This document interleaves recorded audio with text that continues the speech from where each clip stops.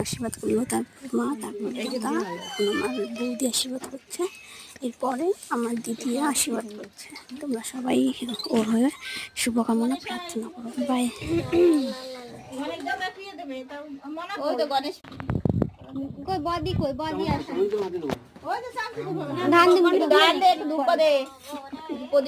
তারপর প্রসাদ খাওয়া।